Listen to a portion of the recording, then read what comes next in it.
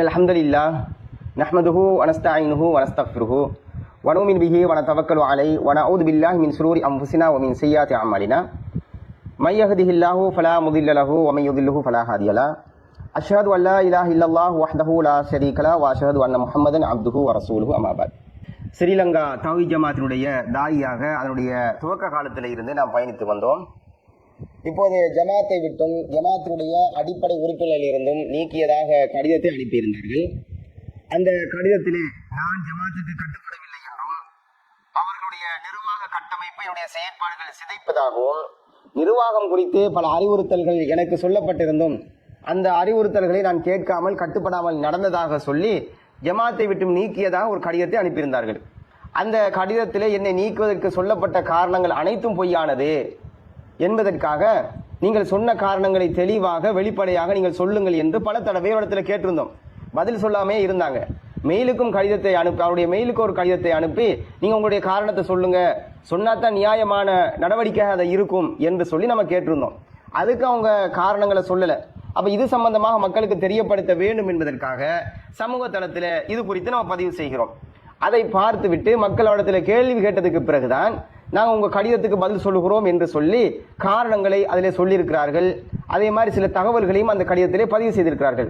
சொல்லப்பட்ட காரணம் என்னை நீக்குவதற்குரியது காரணம் கிடையாது, பொய்யான தகவலை சொல்றீங்க அப்படிங்கிறதை இந்த கடிதத்தில் இருந்து தெளிவுபடுத்துவதற்காகத்தான் நான் இந்த வீடியோவை நான் பதிவு செய்கிறேன். அதுக்கு முன்னாடி அதில் கடிதத்தை எழுதி காரணங்களை சொல்லிவிட்டு கடைசி வரியில ஒரு எச்சரிக்கை செய்கிறார்கள். பாருங்கள், என்னன்னு கேட்டால் அதை நான் படிக்கிறேன். எம்மை வீணாக வம்புக்கு இழுக்காமல் இருப்பது உங்களுக்கு நல்லது என்பதை நினைவுபடுத்திக் கொள்கிறோம் அப்படிங்கிறாங்க. அப்போ அதை என்ன செய்யறாங்க, ஒரு எச்சரிக்கையாக அவங்க சொல்றாங்க. இந்த மாதிரி மிரட்டலோ இந்த எச்சரிக்கை பயனற்றது, தேவையற்றது, ஏன்னா நாங்கள் அதுக்கு மிரளப் போவது கிடையாது அப்படின்ற ஒரு தகவலையும் சொல்லிக்கொண்டு அந்த கடிதத்தின் அடுத்த விஷயத்துக்கு வர்றேன். அதாவது இதில் நம்மை நீக்குவதற்கு காரணங்களை சொல்றாங்க இல்லையா, அந்த காரணம் அடிப்படையாக பிஜே சம்பந்தப்படுறதுனால, ஏன்னா பிஜே குறித்து இங்கே சொல்றாங்க. அவர்கள் பிஜே குறித்து பிஜே சம்பந்தப்படுத்தி சொல்றதினால பிஜே குறித்து நிலைப்பாடை சொல்ல வேண்டி இருக்கிறதுனால நான் சொல்றேன். ஏன்னு கேட்டால் என்னுடைய நிலைப்பாடு சகோதரர் பிஜே சம்பந்தமாக என்னுடைய நிலைப்பாடு என்ன, சகோதரர் பிஜே சம்பந்தமாக அவருடைய நிலைப்பாடு என்ன என்பதை குறித்து முதலாவது நான் சொல்லிடுறேன். என்னன்னு கேட்டால், அதாவது சகோதரர் பிஜேயை பொறுத்தளவில் மார்க்க சம்பந்தப்பட்ட விஷயங்களை ஆய்வு செய்யக்கூடிய ஒரு அறிஞராக, ஒரு சிறந்த தேடல் உள்ளவராக இருக்கிறார். இதுல யாருமே மாற்று கருத்து கொள்ள மாட்டாங்க. யாரிடத்துல உள்ளத்திலே வன்மம் இருக்கிறதோ அவர்களை தவிர வேற யாருமே இதுல மாற்று கருத்து கொள்ள மாட்டாங்க. இது ஒரு உண்மையான ஒரு செய்தி தானே. அப்ப இது குறித்து அவர் ஆய்வாளராக இருக்கிறார், மார்க்க சம்பந்தமான நல்ல கருத்துக்களை சொல்லக்கூடியவராக இருக்கிறார், நல்ல சிந்தனை உள்ளவராக இருக்கிறார்.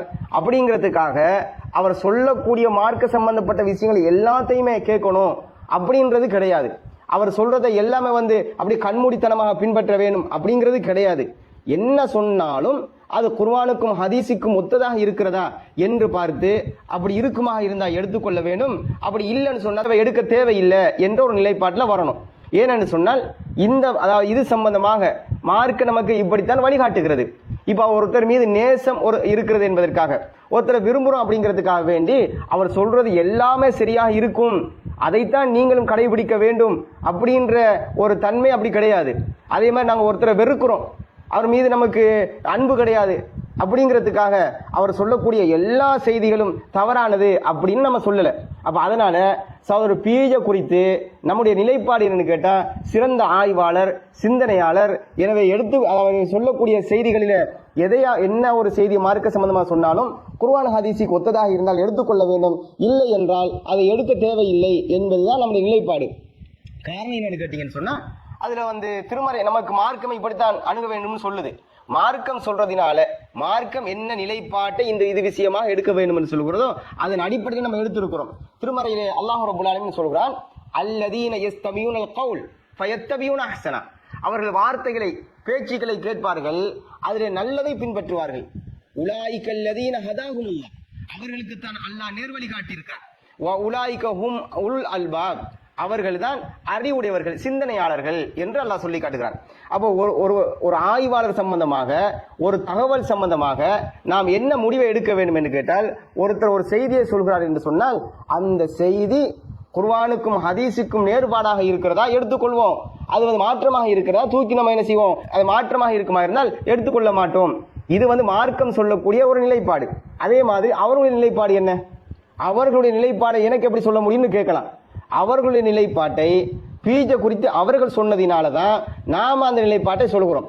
அவருடைய நிலைப்பாடு என்ன மாதிரி எடுத்திருக்கிறாங்க அப்படின்னு பார்த்தீங்கன்னு சொன்னா, சகோதரர் பீஜை எதை சொன்னாலும் கேட்கவே கூடாது, மாற்றமா நிற்கணும், மறுக்க வேண்டும் என்று பல தடவை சொல்லியிருந்தார்கள்.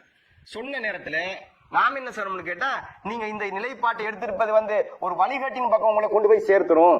காரணம் என்னன்னு சொன்னா, சரி அவர் சொல்லக்கூடிய விஷயத்துல ஒரு விஷயம் வந்து சரியாக இருக்குது, அதை நீங்க மறுக்க வேண்டும் என்று மறுக்கிறீர்கள். எனவே அது மார்க்க சம்பந்தப்பட்ட விஷயமாக இருக்கும் போது நீங்கள் அவர் சொல்றதையே மறுக்க வேண்டும் என்று சொன்னால், அது மறுப்பது என்பது அவரை மறுப்பதாக ஆகுமா, மார்க்கத்தை மறுப்பதாக ஆகுமா?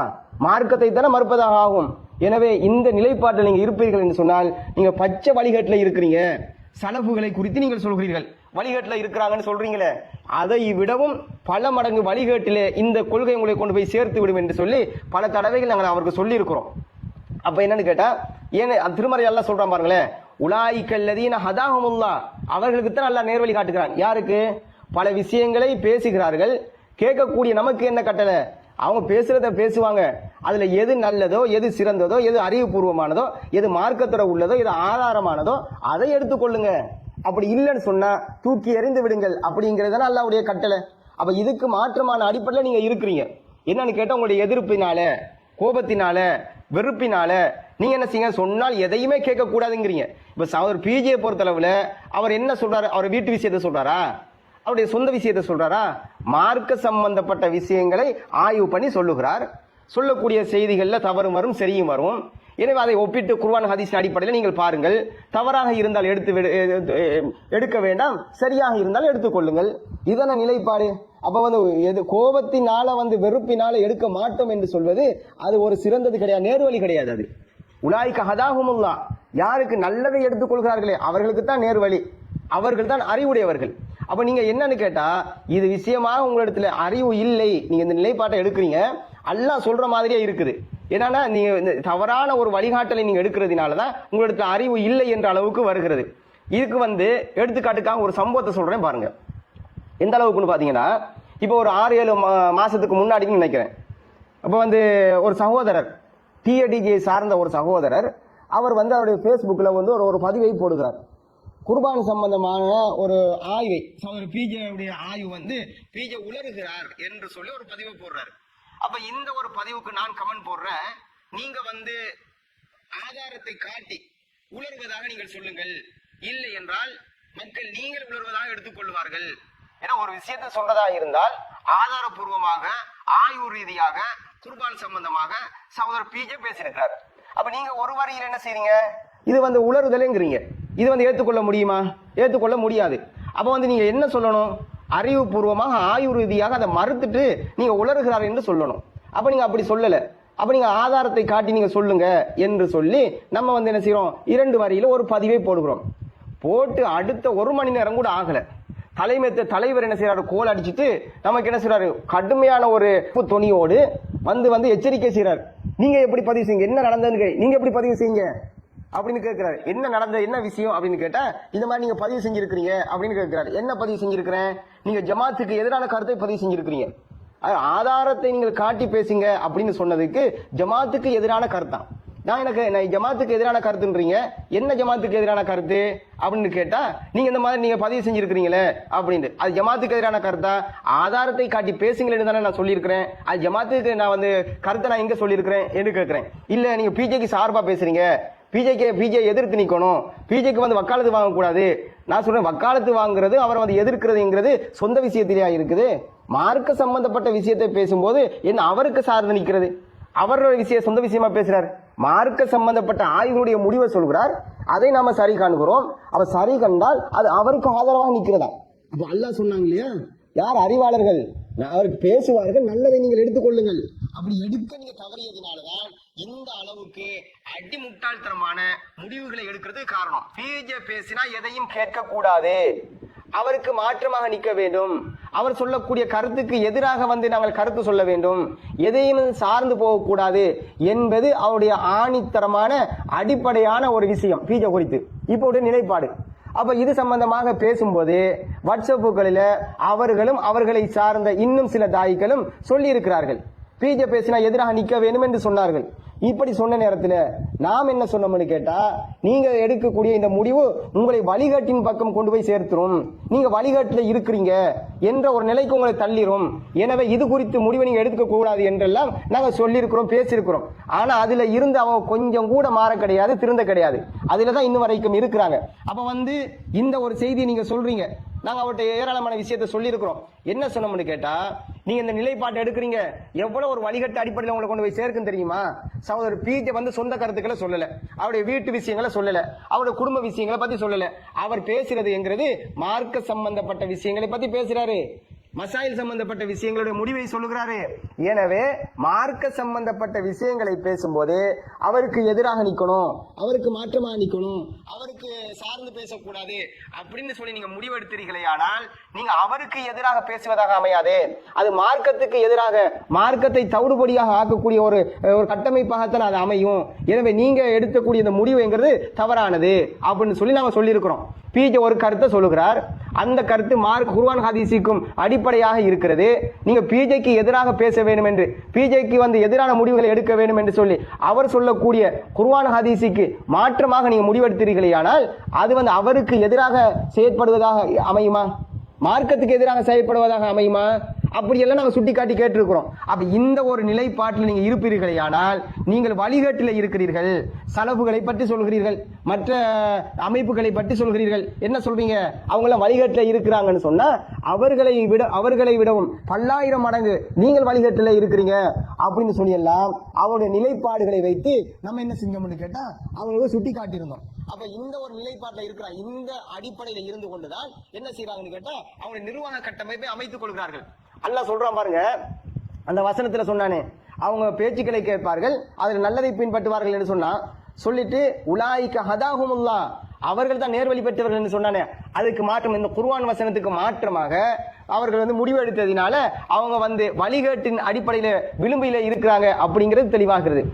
உலாயிக்கஹும் உல் அல்பாப், அவர்கள் தான் அறிவுள்ளவர்கள் என்று அல்லாஹ் சொன்னானே, இந்த விஷயமாக அல்லாஹ் சொன்ன அடிப்படையில் குர்ஆன் பேசுகின்ற சட்டத்தின் அடிப்படையில் முடிவெடுக்க தவறிய பட்சத்தினால, விரோதத்தினால, குரோதத்தினால, காட்புணர்வினால இந்த மார்க்கம் சொல்லுகின்ற சட்டத்தை எல்லாம் தாண்டி அவருடைய மனோச்சியின் அடிப்படையில் எடுக்கக்கூடிய முடிவினால அறிவுகளை இழந்தவர்களாக, சிந்தனை ஆற்றல் இல்லாதவர்களாக, ஆய்வு அற்றவர்களாக அவர்களை கொண்டு போய் சேர்த்திருக்கிறது என்பது இந்த சகோதரர் பிஜே சம்பந்தமாக எடுக்கக்கூடிய அவருடைய அந்த கட்டமைப்பு என்பது, நிலைப்பாடு என்பது அங்க கொண்டு போய் விட்டிருக்கிறது என்கிறதுல எந்த ஒரு மாற்று கருத்தும் கிடையாது. தெளிவாக இது காட்டுகிறது. அடுத்த விஷயம் சொல்றாங்க பாருங்க, இதை நீக்கிறதுக்கு ஒரு காரணமாக சொல்லும் போது, ஜமாத்து சாராத தாய்களின் உரைகளை பகிர்வது சம்பந்தமாக அந்த மாதிரி நீங்க நடந்ததினால் என்ன நீக்கணும் அப்படின்னு சொல்லி ஒரு காரணத்தை சொல்றாங்க.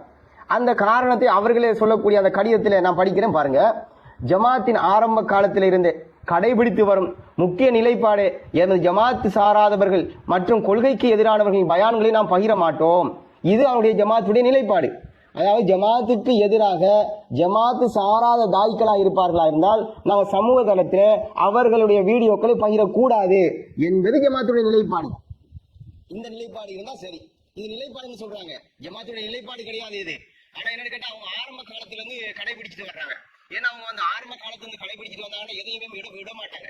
அதுல தவறு வராது. தவறு இருந்தாலும் நாங்க முன்னைய காலத்துல கடைபிடிச்சு வந்தோம், இது எங்க ஆரம்ப காலத்துல நிலைப்பாடு, நாங்க அப்படித்தான் இருப்போம் அப்படிங்கறதுதான் அவங்களுடைய கொள்கை. அப்ப அதனால இந்த செய்தி அப்படிங்கிறது ஜமாத்துடைய நிலைப்பாடு கிடையாது, ஜமாத்துடைய பைலவுல இல்லாமல் தான் இருக்கிறது. ஏன்னா அப்படித்தான் சொல்றாங்க, ஆரம்ப காலத்து நிலைப்பாடு அப்படின்னு. அப்ப ஆரம்ப காலத்துல இருந்து கடைபிடித்த வந்த விஷயமா இருக்கிறதுனால இது ஜமாத்துடைய அந்த பைலோவில் இல்லாமல் இருக்கும். சரி, எது எப்படியோ பைலோவில் இருக்கோ இல்லையோ, அல்லது ஆரம்ப காலத்துடைய அவன் நிலைப்பாடு ஏதாக வச்சுக்கிட்டோம். ஆனா அதே நேரத்தில் இது நியாயமா இருக்கணுமே. நீங்க சொன்ன காரணம் நியாயமானதான்னு கேட்டா நியாயம் கிடையாது. நீங்க என்னன்னு கேட்டா உங்களுக்கு அந்த தனிப்பட்ட அந்த நபரின் மீது கொண்ட அந்த எதிர்ப்பு தான் உங்களை இந்த நிலைக்கு ஆளாக்குறது. சொல்லிட்டு சொல்றாங்க பாருங்க, அண்மையில் ரஸ்மின் அவர்களால் நடத்தப்படும் சோட் நியூஸ் எனும் செய்தி சேனல் பற்றிய சர்ச்சை வந்த போது கூட அது பற்றி நிர்வாகம் மசூரா செய்தி செய்தித்தளம் என்ற வகையில் அதில் வரும் செய்திகளை தேவை என்றால் பகிரலாம், செய்தித்தளத்திற்கு ஏற்கனவே அந்த நிலைப்பாடு உள்ளது என்பதை தெளிவுபடுத்தி தாய்களுக்கு அறிவித்திருந்தோம் என்று சொல்றாங்க. அப்ப அவங்களுடைய நிலைப்பாடு ஒன்னா இருக்குது. ஆனா அதே நேரத்தில் ஷோர்ட் நியூஸ் சம்பந்தமான ஜமாத்துடைய நிலைப்பாடு என்ன? நியூஸ் யாருடைய சேனலாக இருந்தாலும், அவர் எதிரியாக இருந்தாலும் சரி, வேண்டாதவராக இருந்தாலும் சரி, மாற்றுக்கருத்துடையவராக இருந்தாலும் சரி, ஜமாத்தில் இல்லைனாலும் பரவாயில்லை, செய்தி சேனலாக இருக்குமா இருந்தால் அதை பகிரலாம் என்பதுதான் ஜமாத்துடைய நிலைப்பாடு. அப்படியாக இருந்தால் ஷோர்ட் நியூஸ் சம்பந்தமாக நீங்கள் பகிரலாம் என்று முடிவு எடுப்பதற்கு முன்னால் ஏன் பகிரக்கூடாது என்று முடிவெடுத்திருந்தீர்கள்? அதற்கு என்ன காரணம்? ஷோர்ட் நியூஸ் என்பது அது நியூஸ் சேனல் தானே, ஏன் பகிரக்கூடாதுன்னு இருந்துச்சு, என்ன காரணம் அப்படின்னு சொன்னா, சகோதரர் ரஸ்மினுடைய அது நியூஸ் சேனல். அது அவர் யாரு? ஜமாத்தை உடைப்பதற்கு காரணமாக இருந்தவர், ஜமாத்தை அழிக்க வேண்டும் என்று நினைத்தவர், உங்களுக்கு எதிரியாக, உங்களை கண்ணில் காட்ட முடியாத ஒரு எதிரியாக இருந்தவர். அதனால் ஜமாத்தினுடைய சட்டம் எதுவோ அந்த சட்டம் இருந்தாலும் நாங்கள் இதுதான் எங்களுடைய நிர்வாக கட்டமைப்பு. அப்ப நிர்வாக கட்டமைப்பை வேண்டிய மாதிரி நீங்க எடுத்துக்கொள்வீங்க. எதிரி என்பதற்காக நியூஸ் சேனலுக்கு சொல்லி ஜமாத்துடைய சட்டமாக இருந்தாலும் அதுக்கு மாற்றமாக நாங்கள் முடிவெடுப்போம். அப்ப அந்த உங்களுடைய விருப்பத்துக்கு ஏற்ற மாதிரி அவருடைய அந்த ஷோர்ட் நியூஸுக்கு என்ன முடிவெடுத்தீங்க? பகிரக்கூடாது என்று முடிவெடுத்தீர்கள். பகிரக்கூடாது என்று முடிவெடுத்ததுக்கு பிறகு அதுவும் பகிரலாம் என்று ஜமாத்துடைய நிலைப்பாடாக இருக்கும்போது மாற்றமான அடிப்படையில் நீங்க முடிவெடுத்தீர்கள். அப்ப இப்படி ஜமாத்துக்கு எதிராக நீங்கள் முடிவெடுத்தீர்களே, ஆனால் நிர்வாகமாக இருந்தாலும் உங்களை உங்களுக்கு யார் நடவடிக்கை எடுக்கிறது? ஜமாத்துக்கு மாற்றமாக நீங்க எப்படி நடப்பீங்க? அப்ப ஜமாத்துக்கு மாற்றமாக, ஜமாத்துடைய பைலோவுக்கு மாற்றமாக நீங்கள் நடப்பீர்களே, ஆனால் அப்ப உங்களை நடவடிக்கை எடுக்க வேண்டியவர்கள் நீங்க தானே. எங்களுக்கு நீங்கள் நடவடிக்கை அறிவதற்கு முன்னாடி உங்களுக்கு முதல்ல நடவடிக்கை எடுக்க வேண்டும் அப்படிங்கறத நம்ம இங்க பதிவு செய்யறோம். அப்ப இது விஷயமாக அடுத்தது என்ன செய்றீங்க? அவர் எதிரி கோபம் அப்படிங்கிறதுக்காக வேண்டி ஜமாத்துடைய நிலைப்பாடு நியூஸ் சம்பந்தமாக இருக்குமா இருந்தால் பகிரலாம் என்று இருக்கும்போது கூட அதை என்ன செய்றீங்கன்னு கேட்டா, நீங்க பகிரக்கூடாது என்று இருந்தீங்க. பிறகு என்னன்னு கேட்டா பகிரலாம் என்று சொல்லி என்ன வந்துச்சான்? சர்ச்சை வந்தது போல, சர்ச்சை வந்துச்சான். ஏன் இவ்வளவு பொய்ய சொல்றீங்க? பகிரலாமா பகிரக்கூடாது என்ற ஏதாவது சர்ச்சை வந்துச்சா? ஷோர்ட் நியூஸை ஏன் பகிரக்கூடாது என்று சொல்றீங்க?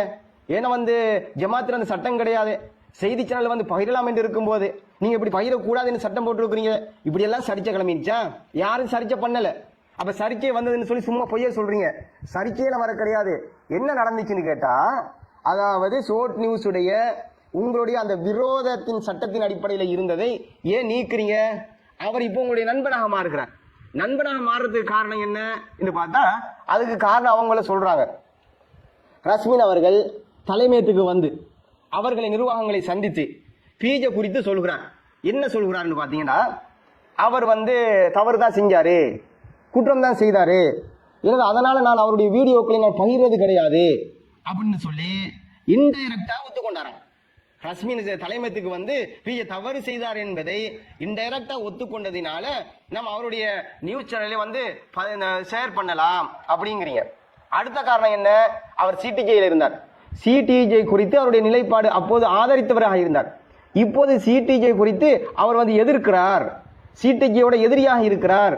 ஏன்னா சிடிஜே அது நமக்கும் எதிரி, அவரும் எதிர்க்கிறதுனால ஷோர்ட் நியூஸை நீங்க என்ன செய்ய பகிரலாம் அப்படின்னு சொல்லி அவங்க ஒரு ஆடியோ கிளிப்பை போட்டிருந்தாங்க. அப்ப அவங்களுடைய நிலைப்பாடு என்ன? இதுல ஷோர்ட் நியூஸ் சம்பந்தமாக அவங்க நிலைப்பாடு என்னன்னு பாத்தீங்கன்னு சொன்னா, இப்ப பகிரலாம் அப்படிங்கிறது தான். அப்ப இந்த ஒரு நிலைப்பாடு எடுப்பதுக்கு காரணம் என்ன? முழுக்க முழுக்க பீஜ மீது கொண்ட அந்த எதிர்ப்பு தானே உங்களுக்கு காரணம். இந்த மாதிரி சொன்ன உடனே நம்ம கடிதத்தை எழுதி அவங்களுக்கு அனுப்பி கேட்கிறோம், நீங்க இந்த ஷோர்ட் நியூஸ் சம்பந்தமாக எடுத்த முடிவு தவறானது, நீங்க எப்படி எடுப்பீங்க? அதாவது ஏதாவது ஒரு முடிவெடுக்க வேண்டும் சொன்னால் செயற்குழுவை கூட்டணும், பொதுக்குழுவை கூட்டணும், யார்கிட்டையுமே கேட்காம உங்க சுய இஷ்டத்தின் அடிப்படையில் இது மாதிரி நீங்க முடிவெடுக்கலாமா, எப்படி எடுத்தீங்க அப்படின்னு கேட்கிறோம். அதுக்கு அவர் சொல்றாரு, இல்ல, அதாவது அந்த கடிதத்துக்கு பதில் சொல்லல, நேரடியாக கோல் பண்ணி என்ன செய்யறான்னு கேட்டா காரணத்தை சொல்றாரு. என்னன்னு கேட்டா, அதாவது வெள்ள நிவாரண சம்பந்தமாக அவர்கள் மக்களிடத்துல வசூல் ஒரு அறிவிப்பை அறிவித்திருந்தார்கள். அந்த செய்திய எஸ்எல்டிஜே தளத்துல போட்டா வியூவர்ஸ் குறைவா இருக்கிறாங்க, அதை பார்க்கிறவர்கள் குறைவாக இருக்கிறார்கள், வசூல் குறைவாக வருகிறது. எனவே ரஸ்மினுடைய அந்த ஷோர்ட் நியூஸ்ல அதை போட்டதுக்கு பிறகுதான் அது என்ன செய்ய அதிகமா வியூவர்ஸ் இருக்கிறதுனால நிறைய பேர் வசூல் தந்தாங்க, அதனால ஷேர் பண்ண சொன்னோம் அப்படின்னு நீங்க சொன்னீங்க. அப்ப நம்ம என்ன சொன்னோம்னு கேட்டா, இது காசிக்காக வேண்டி செய்ய வேண்டி இருக்குது. மார்க்க சம்பந்தப்பட்ட விஷயங்களில் அதை நீங்க என்ன செய்ய, மார்க்க சம்பந்தப்பட்ட விஷயங்களை ஷேர் பண்ண கூடாதுங்கிறீங்க. அப்ப இது காசிக்காக வேண்டி ஷேர் பண்ணலாம்னு சொல்றீங்களே அப்படின்னு சொல்லி நாங்க இதை ஏற்றுக்கொள்ளல, விமர்சனம் செஞ்சிட்டு இருந்தோம். எவ்வளவு பெரிய ஒரு எதிரியாக இருந்தாலும், எவ்வளவு பெரிய ஒரு துரோகியா இருந்தாலும், ஜமாத்துக்கு எப்படிப்பட்ட ஒரு துரோகம் செய்தாலும் அவர் பிஜே எதிர்த்து விட்டால் உற்ற நண்பன். அதே நேரத்தில் பிஜே சொல்றதை சரி காண்றோம், நியாயம் காண்றோம் அப்படின்னு இருக்குமாக இருந்தால் எவ்வளவு நண்பனாக இருந்தாலும் அவர் உங்களுடைய எதிரியாக மாறுகிறார். அப்ப எப்படிப்பட்ட ஒரு நிலைப்பாடுன்னு பாருங்களேன். அதாவது எந்த அளவுக்கு போய் நிற்கிறார்கள் அப்படிங்கிறத பாருங்க. மார்க்கம் சொல்லக்கூடிய வழிமுறைகளை தாண்டி விட்டால் அவர்களுக்கு நேர்வழி கிடைக்காது என்பதற்கு இது ஒரு அடிப்படையான ஒரு ஆதாரம்.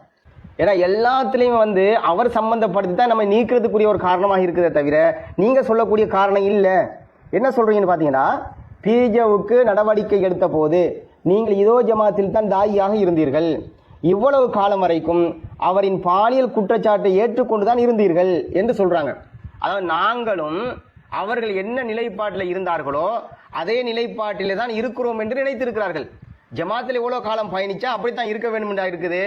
அப்ப இவங்க என்ன நினைக்கிறாங்கன்னு கேட்டா, அவர்கள் என்ன மாதிரியான அறிவிலித்தனமான அந்த கொள்கையோட நிர்வாக கட்டமைப்போட இருக்கிறார்களோ அது மாதிரி தான் ஜமாத்தில் இருக்கக்கூடியவர்கள் எல்லாரும் அப்படித்தான் இருக்கிறாங்கன்னு நினைச்சிட்டாங்க. நாங்களும் அப்படித்தான் இருந்தோம்னு நினைக்கிறாங்க. அப்படிலாம் இருக்க இல்லைன்றது தெரியும். ஆனா அப்படி சும்மா பதிய வைக்கணுமே, மக்களை படைமாற்றம் செய்யறதுக்காக இதை நாங்களும் அவர்களை போன்றுதான் இருந்தோம் என்று பதிய வைக்கணும். நாங்க அப்படி இல்லையே, நாங்க அப்படி இருந்தா தான் நீங்க நடவடிக்கை எடுப்பீங்களா? இந்த மாதிரி நாங்க இருக்கல. ஏன்னு சொன்னா இன்டைரக்டா ஒத்துக்கொண்டவரையே நண்பராக்கி இருக்கிறீங்க. எந்த அளவுக்கு உங்களுடைய எதிரியாக இருந்தவர், ஜமாத்துக்கு எதிராக இருந்தவர், ஜமாத்தை அழிக்க வேண்டும் என்று நினைத்தவர் என்று சொன்ன நீங்க இப்ப அவர் பிஜேயை குற்றம் செய்தார் என்று இன்டைரக்டா ஒத்துக்கொண்டவரை நீங்க என்ன செய்றீங்க, நண்பராக எடுத்துக்கொள்றீங்க. மார்க்க சம்பந்தப்பட்ட மசாயில்களை உங்களை நம்பி எப்படி நாங்க தீர்ப்புக்கு வர முடியும்? அப்போ எங்க ஒரு விஷயத்தை எப்படி உங்கள்கிட்ட கொண்டு வர முடியும்? என்ன நீங்க பாப்பீங்க? மார்க்க சம்பந்தப்பட்ட மசாயில் இருக்குதா? இது சம்பந்தமா குர்ஆன் ஹதீஸில் தேடுவீர்களா, அல்லது அவர் பிஜே என்ன பேசியிருக்காருன்னு தேடுவீங்களா? பிஜே என்ன பேசியிருக்கிறான்னு தேடி அவர் சொல்லக்கூடிய கருத்தை நீங்க பார்த்துட்டு ஒரு தீர்ப்பு எடுக்க வேண்டுமா இருந்தா, பிஜே என்ன சொல்லியிருக்காரு, இந்த மாதிரி சொல்லியிருக்காரு, அப்ப அதுக்கு மாற்றமா என்ன வேலை சொல்லணும், அதெல்லாம் விட்டடிக்க வேண்டியது. விட்டடிச்சிட்டு உங்கள்கிட்ட பதில் கேட்டால் தவறாக பேசியிருக்கிறீங்க, இது மார்க்கத்துக்கு குர்ஆனுக்கு ஹதீஸுக்கு மாற்றமானது என்று உங்களிடத்துல ஒரு மார்க்க சம்பந்தப்பட்ட விஷயங்களை கொண்டு வந்தா அதுக்கு என்ன செய்ய மாட்டீங்க, பதில் சொல்ல மாட்டீங்க.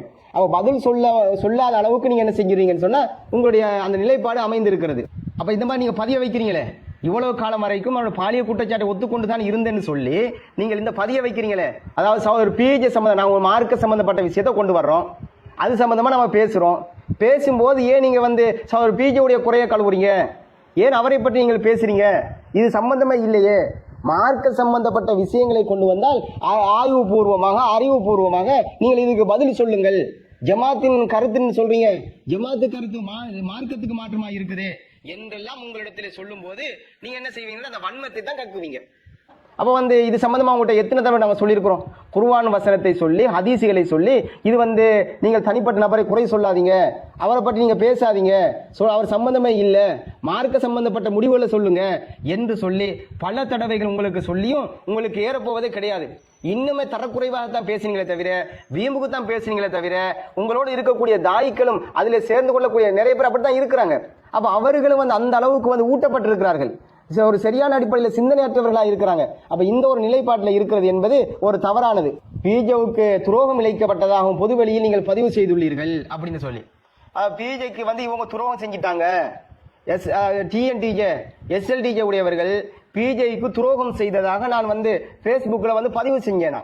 அதனால என்ன நீக்கினாங்களாம். அப்ப என்ன நீக்கிறதுக்கு காரணம் என்ன? பிஜே சம்பந்தமாக எது சொன்னாலும் அவர் ஜமாத்திலே இருப்பதற்கு தகுதி அற்றவர், இதுதான் உங்களுடைய நிர்வாக கட்டமைப்பு, ஜமாத்தில் எழுதப்படாத பைலோ இப்ப மாறி இருக்கிறது என்பது நீங்க உங்களுடைய கடிதத்தில் காட்டிக்கிட்டே இருக்கிறீங்க. அப்ப பிஜேவுக்கு துரோகம் இழைக்கப்பட்டதாக நான் எழுதினேனா? அப்ப என்னன்னு பாத்தீங்கன்னா அவங்க சரியான அடிப்படையில மார்க்கத்தின் அடிப்படையில அவர்கள் இது விஷயமாக நிலைப்பாடு எடுக்காததினாலதான் இப்படியான அடிமுட்டாள்தனமாக யோசிக்கிறாங்க. நான் என்ன எழுதினேன், நான் எழுதின விஷயத்த நீங்க பாருங்க. அதாவது என்னன்னு கேட்டா, இலங்கையை சார்ந்த 2 சகோதரர்கள் சகோதரர் பிஜியை சந்தித்து அந்த சந்தித்த போட்டோவை பேஸ்புக்ல போடுறாங்க. அந்த போட்டோவுக்கு நான் போடக்கூடிய கமெண்ட்டை பாருங்க. நான் எழுதியிருக்கிறேன், என்ன எழுதினேன்னு சொன்னா சகோதரர் பிஜியை சிறப்பித்து எழுதின மாதிரி தான். என்ன எழுதின சகோதரர் பிஜே அதுல என்னுடைய நான் என்ன எழுதியிருக்கிறேன் அப்படின்னு பாருங்க. எதிர்ப்புகளின் இருண்ட மேகங்களை பிளந்து அவப்பெயர்களின் கொந்தளிக்கும் அலைகளை கடந்து உண்மையை தன் நெஞ்சில் சுமந்து துரோகங்கள் பெருக்கெடுத்த ஆற்றிலும் மூழ்காமல் கடந்து அசைக்க முடியாத ஆளுமையை சுமந்து கொண்ட அறிஞர் பிஜே அவரை நீங்கள் சந்தித்தது ஒரு காலத்தின் உயிரோடு நிற்கும் வரலாற்றையே என்று அந்த போட்டோவுக்கு நான் கமெண்ட் போட்டேன். இது அவங்க தாங்க முடியவே இல்லை. ஜமாத்தில் இருந்து கொண்டு பிஜே எதிர்த்தா தான் இந்த ஜமாத்தில் இருக்கலாம் அப்படின்ட்டு எங்களுடைய மடமைத்தனமான கட்டமைப்பு இருக்கும்போது நீ எப்படி இதை பதிவு செய்வ? அப்போ அதனால் இந்த மாதிரி நீ எழுதினது பிஜே புகழ்ந்திருக்கிற அப்படிங்கிறதுக்காக வேண்டி கொந்தளிச்சு நடவடிக்கை. பிஜே சொல்லவே கூடாது. ஏன்னா அவ்வளோ எதிர்ப்பும் கோபம் அள்ளுகொலையெல்லாம் வச்சிருக்கிறீங்க உங்களோட மனசில். அப்போ அதனால் இந்த மாதிரி எழுதினது நமக்கு நடவடிக்கை. சரி, நான் எழுதியிருக்கிறேன். இது என்னென்னு பார்த்தீங்கன்னா, துரோகம் பெருக்கெடுத்த ஆற்றிலும் மூழ்காமல் கடந்து அசைக்க முடியாத ஆளுமையை சுமந்து கொண்ட அறிஞர் பிஜே என்று சொன்ன இந்த வார்த்தை தாங்க முடியவே இல்லை அவங்களுக்கு. இந்த எழுத்து நான் பொதுவாக நான் சொல்றேன், இதை எழுதுனதான். ஆனா உங்களை குறித்து நான் எழுதல, டிஎன்டிகே குறித்து எழுதல, நீங்க துரோகம் பண்ணிட்டீங்க என்று சொல்லல. அதாவது அவருக்கு குற்றங்கள் சாட்டப்பட்ட அந்த விஷயத்தின் அடிப்படையில் கூட நான் எழுதல. நான் என்ன எழுதுறேன், சகோதரர் பிஜே உடைய அந்த தௌவா பிரச்சார களம் என்பது பல எதிர்ப்புகளை சந்தித்திருக்கிறார், பல எதிரிகளை சந்தித்திருக்கிறார், துரோகிகளை கடந்து வந்திருக்கிறார், பல அமைப்புகளை அவர் ஆரம்பித்து நடத்தியிருக்கிறார். அப்ப இப்படியெல்லாம் அவரிடத்தில் இருக்கும்போது இப்படியாக அவர் தௌவா களத்தில் சந்தித்திருக்கக்கூடிய ஒரு நபர், அப்ப நல்ல ஒரு சிந்தனையாளர், அவரை குறித்து நான் எழுதுகிறேன் என்று சொன்னால் அதுல உங்களை குறித்து நான் சொல்லல. நீங்க என்ன நினைச்சிட்டீங்கன்னு கேட்டா நம்மை குறித்து தான் சொல்றான்னு நினைச்சிட்டீங்க. இதுல நீங்கள் தான் சம்பந்தப்படுறீங்க, அது வேற. அது துரோகங்கள் பெருக்கெடுத்த ஆற்றில் மூழ்காலம் கடந்துன்னு சொன்னா இதை நான் உங்களை குறித்து சொல்லல. ஆனா இதுல நீங்க படத்தான் செய்றீங்க, அதுல மாற்று கருத்து இல்லை. எனவே நீங்க என்ன நினைச்சிட்டீங்க, நம்மளை குறித்து தான் எழுதுறாங்கன்னு நினைச்சிட்டீங்க. அப்ப அதனால இது உங்களுக்கு தாங்க முடியல. அப்ப என்ன சொல்றோம்னு கேட்டா இதெல்லாம் எதை காட்டுகிறது? நீங்கள் சொல்லக்கூடிய காரணம், நம்மை நடவடிக்கை எடுத்ததுக்குரிய ஒரு காரணம் நீங்கள் சொல்லக்கூடிய காரணம் கிடையாது. உங்களுடைய உள்ளத்துல தனிப்பட்ட ஒருத்தர் மீது வந்த வன்மம் தான் காரணம், அந்த எதிர்ப்பு தான் காரணம், அவர் மீது உண்டான ஒரு குரோதம் தான் காரணம். காழ்ப்புணர்வுகளாம் கண்டதையெல்லாம் சட்டமாக்கி கட்டமைப்பாக்கி நீங்க என்ன செய்றீங்கன்னு கேட்டா நீங்க ஜமாத்தை கொண்டு போறீங்க. இதெல்லாம் மக்களுக்கு தெரியாது. மக்கள் என்ன செய்யறாங்கன்னு கேட்டா உங்களை நம்பி இருக்கிறார்கள், மார்க்கத்தை சொல்லக்கூடியவர்கள், குர்ஆன் ஹதீஸை சொல்லக்கூடியவர்கள் என்ற அடிப்படையில தான் உங்களை கடைபிடிக்கிறார்களே தவிர உங்களுடைய இந்த ஒரு முரட்டுத்தனமான கட்டமைப்பு என்கிறது மக்களுக்கு தெரியாது.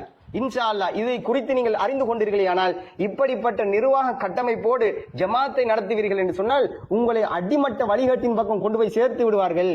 அப்ப இப்படியான நிர்வாகத்தில் இருந்து பாதுகாத்துக் கொண்டு நல்ல ஒரு நிர்வாகத்தை தெரிவு செய்யுங்க.